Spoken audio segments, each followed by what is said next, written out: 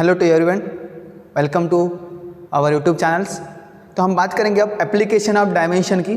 तो हमने पढ़े थे एप्लीकेशन ऑफ डायमेंशन। क्या पढ़े थे हमने? Application of dimension. तो कितने पढ़े थे हमने? 2 पढ़े थे। अब हम देखेंगे अगला डायमेंशन का एप्लीकेशंस। तो यहाँ पे एप्लीकेशन क्या दिया है आपको वो हमको समझ के लेना है। तो हमारे पास जो एप्लीकेशन दिया है जो हमें यूज करना है, ओके, वो क्या है और वो क्या है वो देखना है। Find the relation using the dimension. आपको रिलेशन फाइंड करना है यूजिंग द डायमेंशन। डायमेंशन के द्वारा आपको क्या करना है? आपको एक रिलेशन फाइंड करना आना है या फिर आता होगा। ठीक है, किस तरह से करते हैं फिर देखें हम। तो हम क्या करेंगे यहाँ पे, तो यहाँ पे देख लेंगे हम कि हम रिलेशन फाइंड करेंगे। क्या फाइंड करेंगे? Relation of time period of simple pendulum का टाइम पीरियड हम निकालेंगे। और वो हमें पता नहीं है किस तरह से सॉल्व करेंगे, बट हमें यहाँ पे एप्लीकेशन पता है उसका कि ये होता है। तो इसका यूज़ कैसे करते हैं हम यहाँ पे समझ लेंगे हम। तो हमारे पास टाइम पीरियड मतलब क्या होता है? तो टाइम पीरियड यानी कि समझो ये हमारे पास क्या है, सिंपल पेंडुलम का स्ट्रक्चर है। और सिंपल पेंडुलम में यहाँ पे दिया होगा आपको कि जो सिंपल पेंडुलम है इस पे जो मतलब बॉब है इसका मास समझो हमारे पास स्मॉल m है। और इस पे ग्रेविटी कितनी लग रही है यहाँ पे? g, m is the mass और स्मॉल g क्या है यहाँ पे? ग्रेविटी। और ये इस तरह से रोटेट होता होगा, मतलब यहाँ से यहाँ तक जाता होगा इस तरह से, मतलब यहाँ से यहाँ तक ये जा रहा है ना ऐसा, ओके। तो ये जो मूवमेंट कर रहा है यहाँ से यहाँ तक का, तो ओके, तो ये जो मूवमेंट कर रहा है ये मूवमेंट करने के लिए समझो फॉर एग्जांपल एक पोजीशन है ए नाम की। तो यहाँ से अगर स्टार्ट कर रहा है ये मोशन करने के लिए, यहाँ से स्टार्ट करने के बाद वो यहाँ पे आएगा बी पोजीशन पे और बी से फिर यहाँ पे जाएगा। मतलब ये कंप्लीट एक ऑसिलेशन जब करेगा तो एक कंप्लीट ऑसिलेशन करने के लिए जो टाइम लग रहा है उस टाइम को हम क्या बोलेंगे? टाइम पीरियड बोलेंगे। क्या बोलेंगे हम? Time period. किसका टाइम पीरियड? Simple pendulum. ठीक है, तो आप करेंगे क्या हम यहाँ पे बताएंगे। आप क्वेश्चन दिया जाएगा आपको, क्वेश्चन में बताया जाएगा आपको कि T is proportional to the mass of the bob, T is proportional to the length of string और T is proportional to G। ये हमने हमारे मन से नहीं लिया है, ये दिया हुआ है क्वेश्चन में। तो ये हो गया लेंथ और ये इसका हो गया मास m और G क्या है। तो इस पे मतलब ये जो टाइम पीरियड हो रहा है ये किस पे डिपेंड है? 3 फैक्टर पे डिपेंड है। तो हम इन 3 फैक्टर को यहाँ पे समझ के लेंगे। T is directly proportional to m, L और G। ये हमें पता है। ये कौन बताया हमको? क्वेश्चन। इसमें किस में बताया? ये क्वेश्चन में। तो हम क्या करेंगे अब यहाँ पे देखो हम क्या कर लेंगे। ठीक है, तो यहाँ पे जो T प्रोपोर्शनल है ये साइन को हटा देंगे with the help of some constant, उसको हमने K बोला है, और m, L और G, ओके, ये लिख लिया हमने। अब इन सभी का पावर हम A, B और C लेंगे और A और C इनकी वैल्यू हम निकाल लेंगे यहाँ पे। अगर वो वैल्यू हमें पता चल गई तो हमें क्या पता चलेगा? रिलेशन पता चल पाएगा। ठीक है, इसको हम इक्वेशन नंबर 1 दे देंगे। ठीक है, तो आप करेंगे क्या हम यहाँ पे देखो। तो हम क्या करेंगे यहाँ पे, तो हमारे पास जो चीज़ है T equal to K into m raised to power A, L raised to power B और G raised to power C, ऐसा कुछ है। तो हम क्या करेंगे यहाँ पे देखो, यहाँ पे जो मतलब T है, m है या फिर G है या फिर क्या है हमारे पास मास है, L है, कुछ भी है, तो इनका सबका हमें डायमेंशन पता चाहिए। तो देखो T का डायमेंशन क्या होता है? तो याद रखना T का डायमेंशन होता है T raised to the power 1, क्योंकि T है यहाँ पे। और m क्या है? तो m का पावर क्या है यहाँ पे? 1 है, तो हम यहाँ का m का पावर भी 1 ही ले लेंगे। डायमेंशन ऑफ m हो गया। L क्या है हमारे पास? लेंथ है, तो लेंथ भी कितनी है? 1 है, तो हम यहाँ पे कैपिटल L ले लेंगे, हर चीज़ कैपिटल में लिखेंगे हम। और G क्या है हमारा? एक्सेलरेशन ड्यू टू ग्रेविटी, इसका पता है हमें डायमेंशन L T पावर -2, ये पता है, हमने निकाला हुआ जब डायमेंशन हमने पढ़े थे तब। ठीक है, तो क्या करना है अभी? ये सभी चीज़ को लेना है, ये सभी चीज़ को लेना है और इसमें पुट करना है क्वेश्चन नंबर 1 में। ओके, इन सभी का डायमेंशन जो निकाला है आपने ये पुट करना है, पुट इन इक्वेशन 1। इक्वेशन 1 में पुट करना है। तो हमें इक्वेशन क्या मिलेगा यहाँ पे? T का डायमेंशन क्या होगा यहाँ पे? सॉरी, T का पावर कितना है यहाँ पे? 1। कितना है? 1। और इक्वल टू, देखो K कांस्टेंट है, इसका डायमेंशन नहीं होता। ये कांस्टेंट जो होता है ये एक न्यूमेरिकल वैल्यू होती है और न्यूमेरिकल वैल्यू का डायमेंशन नहीं निकाला जाता है। ठीक है, तो बाद में देखो डायमेंशन ऑफ m कितना है? m पावर यहाँ पे A है। किसके बाद में जाएंगे हम यहाँ पे L का डायमेंशन कितना है? L का पावर कितना है? L का पावर कितना आ रहा है यहाँ पे? एक आ रहा है और यहाँ पे पावर कितना है, b है, तो b लिख लेंगे आप। बाद में एक्सेलरेशन ड्यू टू ग्रेविटी का l t पावर -2 और इसका टाइम पावर कितना है, c है। तो आप करेंगे क्या यहाँ पे, देखो अब इसको हम एक्सटेंड कर देंगे, क्योंकि यहाँ पे क्या है, m भी है, l भी है और t भी है, ठीक है। तो हम इस t का जो डायमेंशन है, इस t का जो डायमेंशन है, तो इस तरह से लिख लेंगे हम। t का पावर कितना है, यहाँ पे 1 है, तो हम यहाँ पे m भी ले लेंगे, l भी ले लेंगे, t भी ले लेंगे। t का पावर 1 हो गया, l का 0, m का 0। क्यों ये 0 ले लिया, क्योंकि हमारे पास वो टर्म का डायमेंशन है इसने इस क्वांटिटी में, ठीक है। और देन k ब्रैकेट में लिखेंगे हम, m पावर इसमें कितना है, a, मल्टीप्लाई कर दो इसको, और l नहीं है इसमें तो 0 लिख लेंगे, और यहाँ पे t नहीं है तो t का भी 0 लिख लेंगे। तो इसके लिए डायमेंशन हो गया। उसके बाद हम पढ़ेंगे यहाँ पे l का, तो यहाँ पे m पावर 0 आएगा, l पावर b आएगा और क्या t पावर 0 आएगा। इसके बाद में हम डायमेंशन इसका ले लेंगे, यहाँ पे m नहीं तो m का पावर 0 लगा देंगे, और l का पावर कितना 2c हो गया, और यहाँ पे t का पावर l का पावर c होगा, ओनली क्या होगा, c होगा, और यहाँ पे t का पावर -2c आएगा। क्या आएगा, -2c। ओके, उसके बाद देखो इसको सॉल्व करेंगे हम।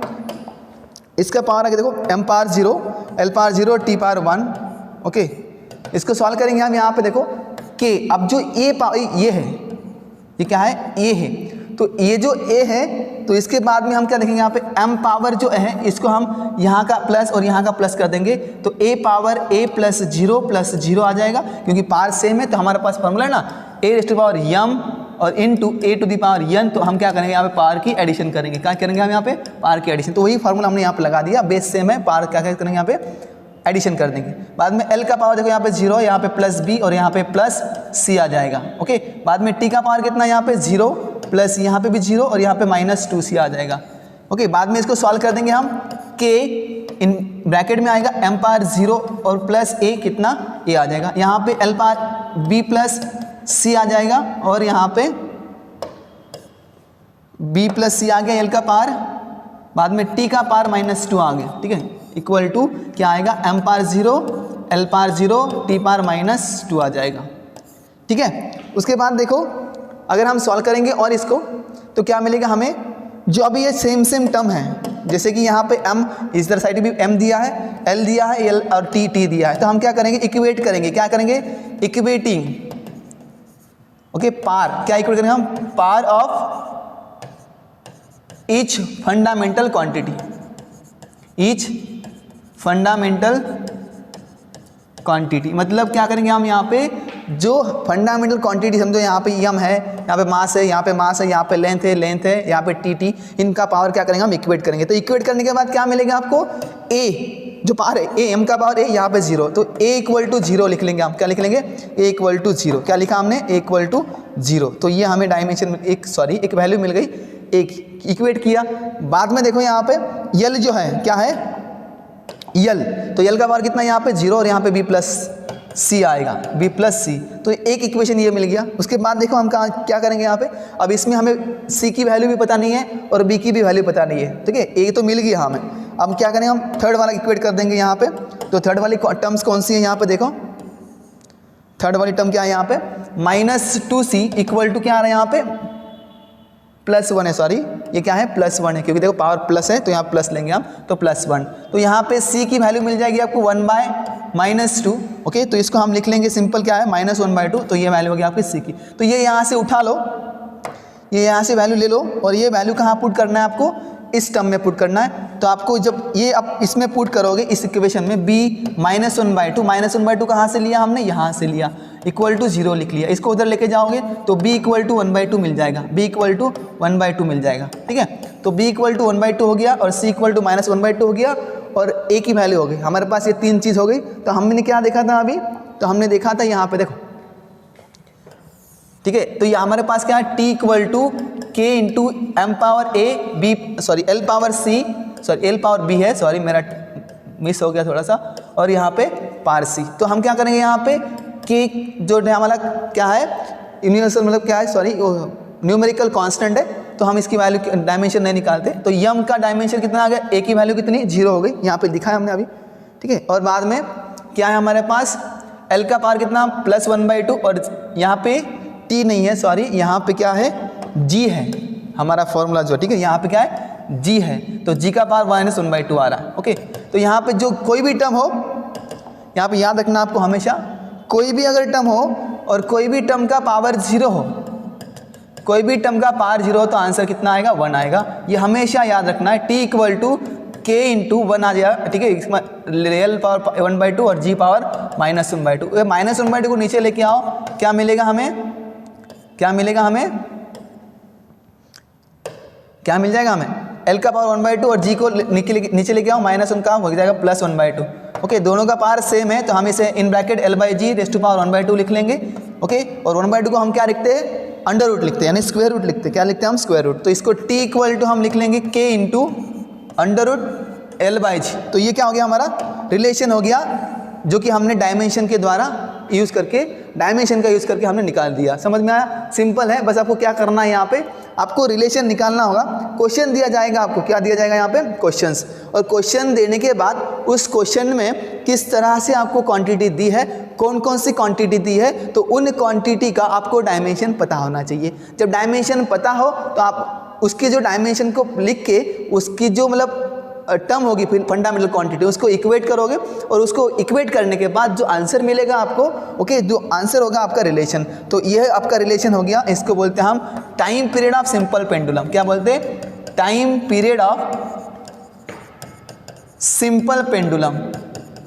सिंपल पेंडुलम का ये क्या हो गया, टाइम पीरियड हो गया। तो ये हो गया एप्लीकेशन ऑफ डायमेंशन, कौन सा, थर्ड वाला। ठीक है, अब हम नेक्स्ट एप्लीकेशन पढ़ लेंगे इसका, ओके, जो कि है क्या, टू कन्वर्ट। क्या है ये, to convert. Okay, to convert a physical quantity from one system of units to the another system of units. हमने जो लेक्चर पढ़े थे पिछले वाले, उस लेक्चर में हमने यूनिट का टॉपिक पढ़ा हुआ था।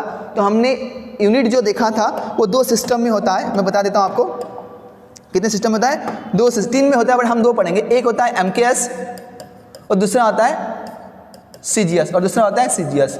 ओके, हमें करना क्या है, एक सिस्टम से लेके दूसरे सिस्टम में कन्वर्जन करना है। क्या करना है, एक सिस्टम से लेके दूसरे से और दूसरे से पहले से आप कर सकते हो। तो इसके लिए क्या पता होना चाहिए आपको, आपको एक टर्म पता है, उस टर्म को हमने बोला था फिजिकल क्वांटिटी। क्या बोला था हमने, फिजिकल क्वांटिटी। क्या बोला था हमने, फिजिकल क्वांटिटी। देखो फिजिकल क्वांटिटी किस तरह लिखेंगे हम, PQ इक्वल टू U और NU, सॉरी NU, N क्या होता है यहाँ पे, न्यूमेरिकल वैल्यू, न्यूमेरिकल वैल्यू, और U क्या है हमारा, यूनिट। ओके, अगर ये दोनों चीज़ है तो कांस्टेंट रहेगा। ओके, फिजिकल क्वांटिटी है, बन गई पूरी, कंप्लीट हो गई। अगर नहीं है, एक भी चीज़ नहीं है, तो फिजिकल क्वांटिटी बनेगी नहीं पूरी, ठीक, कंप्लीट नहीं होगी। तो हम इसको NU इक्वल टू कांस्टेंट लिखते हैं, क्योंकि ये टर्म क्या रहती है, हमेशा कांस्टेंट रहेगी। ठीक है, क्या रहेगी, ये कांस्टेंट रहेगी। अब यहाँ पे अगर हम 2 अलग अलग सिस्टम का क्या लेंगे, यहाँ पे फिजिकल क्वांटिटी लेंगे, तो यहाँ पे दोनों यूनिट हम क्या लेंगे, यहाँ पे अलग अलग लेंगे। क्या लेंगे हम यहाँ पे, अलग अलग। ठीक है, तो अलग अलग लेंगे तो हमें क्या मिलेगा, यहाँ पे ये 2 चीज़ मिलेगी, और ये कैसे रहेगी, कांस्टेंट रहेगी। क्या रहेगी, कांस्टेंट। अगर सपोज कंसीडर कर लेते हैं हम, ये क्या है, यूनिट, तो इसके लिए हम यूनिट के लिए क्या निकालते हैं, डायमेंशन। क्या निकालते हैं हम, डायमेंशन। तो यहाँ पे हम डायमेंशन लेंगे M, L और T, इसका बार हम A लगा देंगे, यहाँ पे B और यहाँ पे C, और ये हम पहले सिस्टम में लिया इसलिए हमने इसको 1 लगा दिया। ठीक है, और यहाँ पे न्यूमेरिकल वैल्यू क्या है इसकी, N1। क्या है, N1 इक्वल टू यहाँ पे N2 लिखेंगे, और यहाँ पे हम क्या लिखेंगे, M, L, T, और ये हो गया सेकेंड सिस्टम के लिए, और इसका पावर A, B और C। हमने पावर क्यों सेम लिया है, क्योंकि ये दोनों भी एक ही क्वांटिटी के 2 यूनिट होंगे, एक ही क्वांटिटी के 2 यूनिट होंगे, तो इसीलिए हमने इनका पावर क्या होगा, सेम लिया होगा। समझ रहे हो मैं सेम क्यों लिया है, पावर सेम क्यों लिया है, क्योंकि ये दोनों भी डायमेंशन किसके हैं, dimension of same quantity, dimension of same quantity, same quantity का, सेम क्वांटिटी का डायमेंशन है, इसीलिए हमने पावर सेम लिया है। बट यहाँ पे दोनों भी अलग अलग सिस्टम के यूनिट है, इसलिए हमने 1 और 2 लगाया है। ठीक है, अगर हमें N1 में कन्वर्ट करना है तो N2, ओके, और यहाँ पे लेंगे हम M2, L2 और T2, पावर क्या है, A, B और C। डिवाइड में क्या लेंगे हम यहाँ पे, डिवाइड में क्या लेंगे हम यहाँ पे, ये जो क्वांटिटी यहाँ से यहाँ जाएगी, M1, L1 और T1, इसका पावर C, इसका B और इसका A। तो ये होगा इस तरह से। तो एक फार्मूला मिल जाएगा आपको, जो फार्मूला आपके सामने लिखा हुआ है, और ये फार्मूला क्या बता रहा है यहाँ पे, ये फार्मूला आपको बता रहा है कि इस तरह से आप एक क्वांटिटी को दूसरे क्वांटिटी मतलब सिस्टम ऑफ यूनिट्स में कन्वर्ट कर सकोगे। ठीक है, तो अब इस चीज़ को यहाँ पे हम एक्सप्लेन करके यानी कि समझ के लेंगे with the help of 1 example. ठीक है, तो एग्जाम्पल क्या दिया है आपको, ये देख लो क्या दिया है एग्जाम्पल, ठीक है। तो ये देख लो क्या है एग्जाम्पल। तो एग्जाम्पल सिंपल है, तो सिंपल एग्जाम्पल क्या बोल रहा है, find the value of 100 joule on a system which has 20 centimetre 250 gram and half minutes as fundamental units of length, mass and time. ये फंडामेंटल क्वांटिटी आपको दिए है, कौन सी, लेंथ दी है आपको, मास दिया है आपको, टाइम दिया है। तो ये चीज़ अगर दी हुई है आपको, तो आपको क्या करना है, एक सिस्टम से कन्वर्जेंस दूसरे सिस्टम में करना है। तो हम कैसे करेंगे बच्चों, तो देख लो। तो हम क्या करेंगे, तो पहले जान लेंगे कि जो ये यूनिट है, ओके, ये किस चीज़ का है। तो ये चीज़ देखो, ये जो जूल है is the unit of work, किसका है, वर्क, ओके। तो वर्क का फॉर्मूला अगर जानते हो, देखो मैं आपको स्टेप बाय स्टेप बता रहा हूँ, तो इसलिए बता रहा हूँ क्योंकि आपको समझ में आएगा। अगर मैं आपको डायरेक्ट आंसर बता देता हूँ तो आप समझ नहीं पाओगे। मैं एक एक स्टेप आपको समझा के दे रहा हूँ यहाँ पे। क्यों दे रहा हूँ, क्योंकि आपको ये कंसेप्ट क्लियर हो जाएगा और इसके ऊपर जो भी क्वेश्चंस आपको आएंगे या फिर आप सिंपल फॉर्म में उसको सॉल्व कर पाओगे, ठीक है, इस तरह से। तो वर्क का फॉर्मूला क्या होता है, फोर्स इनटू डिस्प्लेसमेंट, आप जाने हो। तो फोर्स का डायमेंशन हमने पिछले लेक्चर में पढ़ा हुआ था, ठीक है। तो डायमेंशन क्या होता है, m⁻1 l⁻1 t⁻−2। तो ये फोर्स का डायमेंशन, डिस्प्लेसमेंट लिखते हैं l में, ठीक है। तो m l का पावर 2 हो गया और t का पावर -2, ये किसका डायमेंशन हो गया, ये वर्क का डायमेंशन हो गया।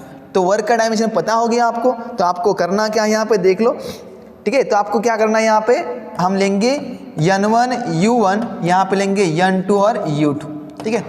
इसको बोल देंगे हम MKS सिस्टम, इसको क्या बोल देंगे हम, MKS सिस्टम, और एक को बोल देंगे हम यहाँ पे CGS सिस्टम। तो आप क्या करेंगे, हम यहाँ पे n1 इंटू, यहाँ पे इसको लेंगे हम m1 L1 और T1 ले लेंगे। और इसका पार कितना है, वर्क का देखो 1 है यहाँ पे 2 और यहाँ पे -2, ये पार लिया हमने। वहाँ पे ABC लिखा था और यहाँ पे जो पार मिला वो लिख लिया हमने, यहाँ पे 1 है, कुछ भी नहीं मतलब, ठीक है। इक्वल टू n2 और यहाँ पे लेंगे पावर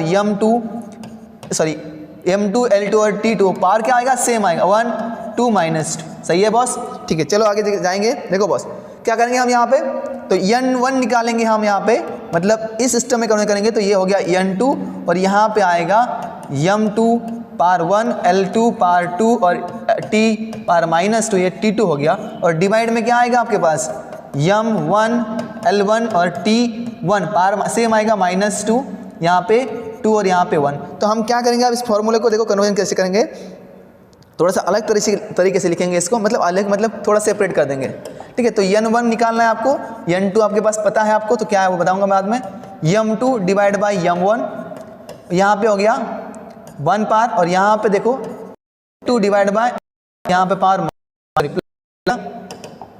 2 और यहाँ पे T2 डिवाइड बाई T1 और पार कितना हो गया, -2, ओके। ये हो गया आपके पास। तो आपको करना क्या है, यहाँ पे देखो, एक हमने लिया MKS, ऊपर वाला जो चीज़ है ये MKS बोल दिया हमने, MKS सिस्टम है, और ये हो गया आपका CGS सिस्टम, ओके। क्योंकि दिया है आपके पास, तो आपके पास न्यूमेरिकल वैल्यू दी है आपको, देखो यहाँ पे 100 जूल दी है, तो ये आपके पास n2 हो गया, क्या हो गया, ये n2 हो गया। तो n2 की वैल्यू आपके पास कितनी हो गई, यहाँ पे देख लो, मैं हर चीज़ आपको समझा के दे रहा हूँ, ओके। यहाँ पे 100 लिखेंगे हम, ओके यार। m2 कितना है, यहाँ पे 1 kg MKS, ये नहीं दिया आपको, बट आपको यहाँ पे ये चीज़ दी है आपको, m1 वो कितना है, 250 ग्राम में, क्वेश्चन देखो आप, ओके। और यहाँ पे पावर 1 है तो 1 निकलेंगे यहाँ पे, ओके। और बाद में इंटू क्या है आपके पास, इंटू ये लेंथ जो है वो मीटर में लिखेंगे, 1 मीटर, और डिवाइड में यहाँ पे कितना दिया है वो वैल्यू देख लो, 20 सेंटीमीटर दिया है शायद, कितना दिया है, 20 सेंटीमीटर, कितना दिया है आपको, 20 सेंटीमीटर, और बाद में 250 ग्राम वेट दिया, मास दिया है, ओके। और हाफ मिनट दिया है, टाइम भी दिया है, ठीक है। तो यहाँ पे 20 सेंटीमीटर लिखेंगे, और पार कितना है इसका, 2, और यहाँ पे T2 जो है 1 सेकेंड लिखेंगे हम, और डिवाइड में हाफ क्या दिया यहाँ पे, हाफ मिनट में कितने सेकंड होते हैं, 30 सेकंड, ओके। तो पार कितना हो गया, -2, ओके। तो यहाँ पे इसको सॉल्व कर लेंगे हम, 100 हो जाएगा, और यहाँ पे देखो 1 kg को हम 1000 kg लिखेंगे, 1000 लिखेंगे क्या, 1000, और यहाँ पे 250, 0 कैंसिल हो जाएगा, ग्राम कैंसिल। तो यहाँ पे 1 मीटर को हम लिखेंगे 100 सेंटीमीटर डिवाइड बाई 20 सेंटीमीटर, और यहाँ पावर 2 लिखेंगे, और यहाँ पे हम क्या करेंगे, इसका ये ऊपर लेके जाएंगे, ये 30 का स्क्वायर हो जाएगा, प्लस में क्या हो जाएगा, 30 का स्क्वायर हो जाएगा, ठीक है। तो बाद में क्या करेंगे, इसको सॉल्व करेंगे हम यहाँ पे।